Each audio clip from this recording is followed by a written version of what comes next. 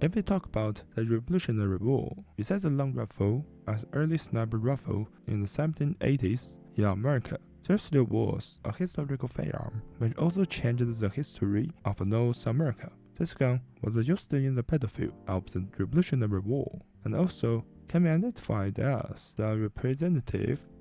This is the Committee of Safety musket. Today, we will go to know this musket with the full parts in this video. So now, let's go.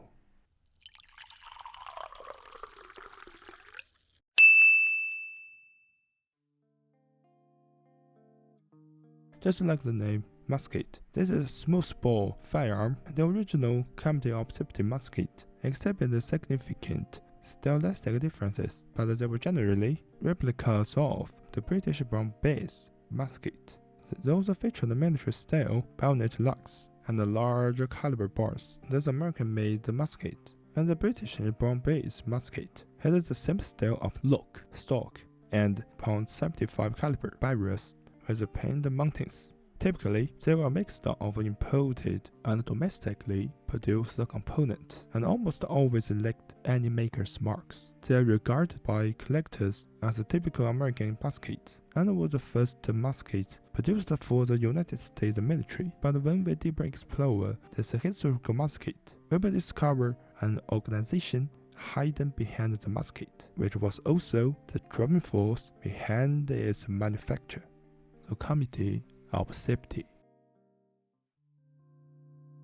When the time goes back to the Revolutionary War in North America, besides the great historical figures, there were three committees: Committees of Correspondence, Committees of Inspection, and Committees of Safety, which really lead the history of North America from 13 colonies to a republic.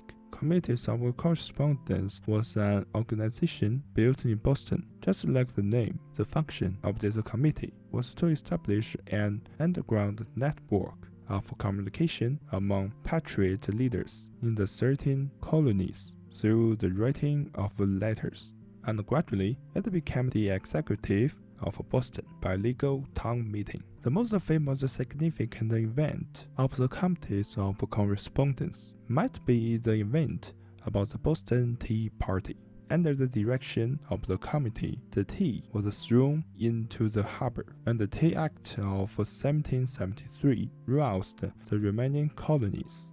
Then, Committees of Inspection. This organization aimed to handle the import of British manufactured goods. As the revolutionary crisis persisted, the committees quickly gained more authority and assumed the responsibilities that were previously held by the colonial government. The committees began to collect taxes and recruit the soldiers, and the Committees of Safety, our main character, were later outcome of the Committees of Correspondence. These committees were executive bodies that governed during adjournment of and derived their authority from provincial assemblies or congresses like the New York Provincial Congress. Overall, all three committees gradually became the self-government and took over the colonial government in North America.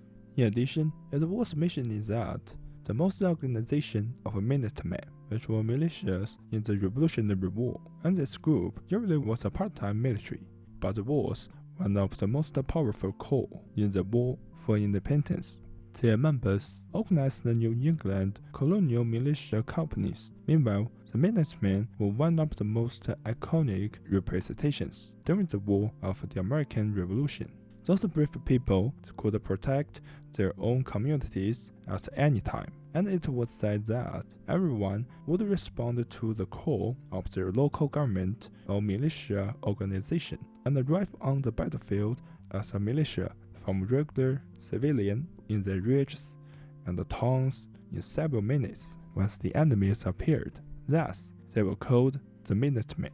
In fact, just a man became a soldier from civilian to combat in several minutes is really an exaggeration, but the Minutemen exactly could get together to participate in combat quickly. These groups were usually managed by local committees of safety, and the committee could form and maintain local militias.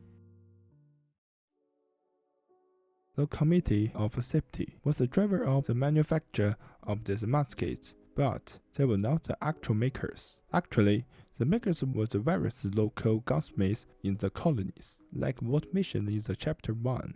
Why the muskets almost always lacked any maker's marks. In fact, in the special time of the 18th century in North America, weapons needed to be produced quickly, and the manufacturers were also fearful of being caught by the British, since this was a treasonous act. As a result, many muskets were made without a maker's mark. Instead, they were marked as property of a state, using abbreviations like US, U States, or United States, or even USA. This must be done to avoid being traced back to the manufacturer and punished by the British during the combat with the British. Plus, we may reasonably infer that in the time, if there weren't the Committees of Safety, the driver of manufacture of these muskets in the Revolutionary War, it was almost impossible that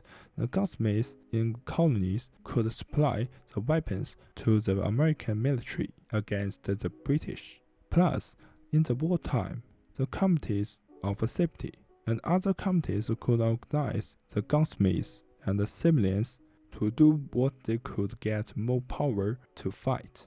Meanwhile, because of the support of the committees and some self-government of colonies, the gunsmiths could be almost fearless to make the guns for the American independence military, although they didn't mark their logo or name on their products. Similarly, they were still afraid, but finally, they really did make the guns. This act and the guns also were contribution for the future of the United States. So finally, those American-made muskets were called the Committee of Safety Musket, one of the earliest American-made muskets in the American military. In the 1780s, the American Revolutionary War was in full swing to gain independence from the most powerful empire of the time. The United States needed a large number of weapons, but relying solely on locally made weapons was not practical, as it was impossible to produce enough to meet the demand of the military. Obtaining weapons was the key, so in addition to guns made by local gunsmiths, many guns directly got from England and France. These imported muskets were also famous in history, and I will talk more about them in the European firearms section in the future. In addition to muskets, rifles with rifled barrels were also used in the Revolutionary War. This is the long rifle. However, long rifles were complicated to load and more expensive than muskets, and could not be equipped with a bayonet on the long rifle. As we mentioned briefly in our previous video on the 10th rifle, these early rifles were generally used as early sniper rifles in the Revolutionary War. Okay, this is today's video. Now, the American Firearms series has 3 episodes, so perhaps in the next video, we will come back to Asia or start the first episode of the European Firearms series. Hope you liked this video. Thank you for watching. Have a good day. See you next time. Bye.